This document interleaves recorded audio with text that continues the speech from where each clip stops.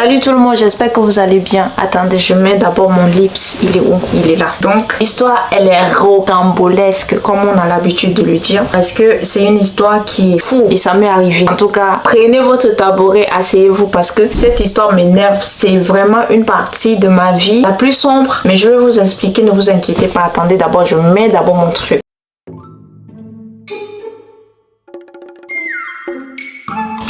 Et voilà, je suis déjà belle.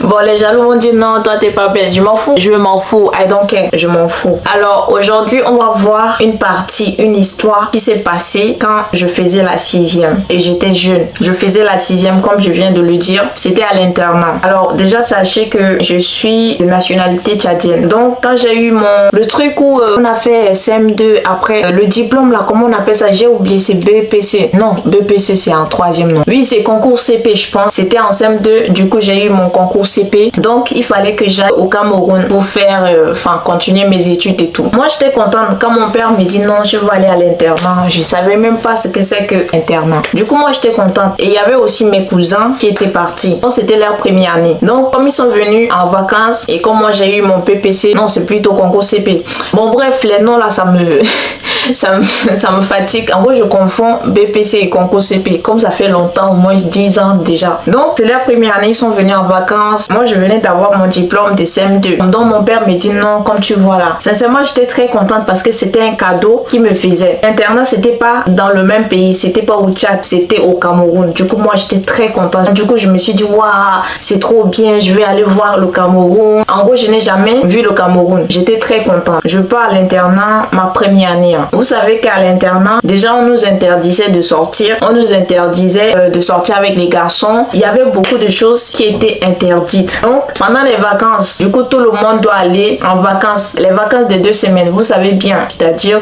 décembre et tout. Et donc moi je peux pas aller juste pour 2 semaines quitter pour aller au Tchad. Donc en gros moi je trouvais pas ça intéressant d'aller au Tchad et revenir. Ça va être très fatigant. Mes parents et moi avions décidé que je reste à l'internat. Et comme je vais rester à l'internat, il y aura plus à manger. Du coup il fallait que j'aille m'abonner dans un restaurant. Parce que à l'internat, ils vont arrêter de préparer à manger pour les étudiants qui étaient là-bas. Donc j'étais pas la seule à rester à l'internat. Il y avait aussi d'autres élèves qui étaient restés à l'internat parce que voilà, ils pouvaient pas aussi voyager pour aller dans leur pays parce qu'on était nombreux à être des étrangers là-bas. Au moment où les gens étaient en vacances, donc moi je mangeais dans un restaurant d'une dame, elle s'appelle Big Mami. Elle est très grosse comme ça, mais elle prépare bon. Putain, c'est trop bien. En gros, les héros, les ndolés, les coques, en gros elle faisait tout. C'était bien. Et à chaque fois je partais, je montais. Sachez que je partais juste manger. Arrivé pendant les vacances, j'entends les rumeurs en disant non, ma si vraie vie est enceinte.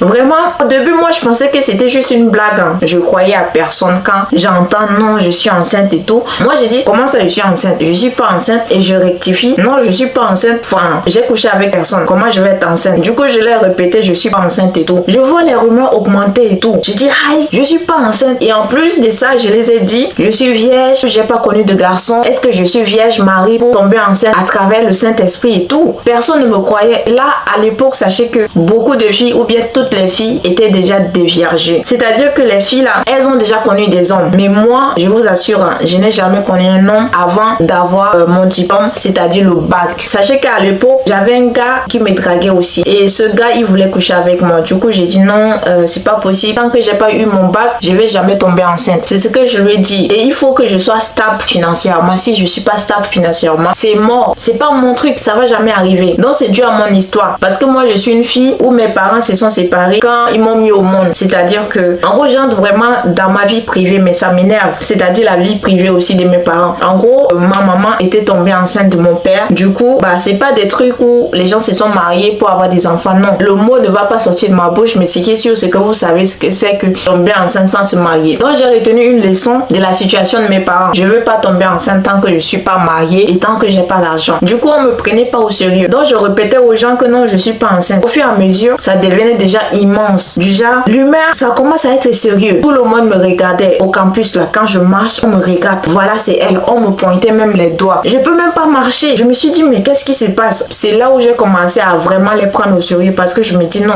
je suis vierge, je connais personne. En gros, il y avait les gens qui veulent vraiment à tout prix ouvrir même mes fesses comme ça pour voir que non, voilà, elle là, elle est vierge. Les gens là, en gros, ils étaient prêts. Donc, on me blâmait. Donc, comme je disais qu'il y avait un gars qui me draguait, il voulait coucher avec moi. En gros, j'avais mes principes. Donc, du coup, tant que j'ai pas eu ça, il n'y a rien qui va se passer entre lui et moi. Donc, le gars, comme il a entendu l'histoire que non, je suis enceinte et tout, il commence à se moquer de moi au quartier, dans les campus. Il commence à répéter aux gens ce que je lui disais et tout. Non, tant que je suis pas diplômée de bac, je vais jamais tomber enceinte. Non, moi, je vais rester vierge jusqu'à mon bac et tout, patati patata. Et du coup, il prenait mes mots, mes phrases que je lui disais pour se moquer de moi. Et vous savez bien, les Camerounais avec la moquerie, eux, ils blaguent pas, ils vont se moquer de toi, même s'ils savent qu'ils ont tort, ou bien ils connaissent pas la vérité, ils vont se moquer. Donc moi, il y avait des idées bizarres qui me traversaient la tête parce que j'avais pas de soutien. Même les professeurs, les dirigeants à l'internat voyaient comme si je suis enceinte. En gros, ils pensaient que je suis enceinte. Tout le monde pensait dans le campus que je suis enceinte. Je sais même pas d'où ça venait. Donc pour moi, j'étais triste, je pleurais tout le temps. En gros, j'étais pas bien, j'avais tout le temps honte, comme si c'était vrai, alors que non. Ce qui est là, c'est que quand je suis partie, parce que c'était vers la fin de l'année que ça m'est arrivé. Donc je suis retournée au Tchad parce que l'année est déjà finie. On a fini les vacances des 3 mois. Maintenant, il fallait que je revienne encore à l'internat. Pour moi, c'était une gloire. Je voulais montrer à tout le monde que je n'ai jamais été enceinte. Quand je reviens, on dit que non, j'ai avorté.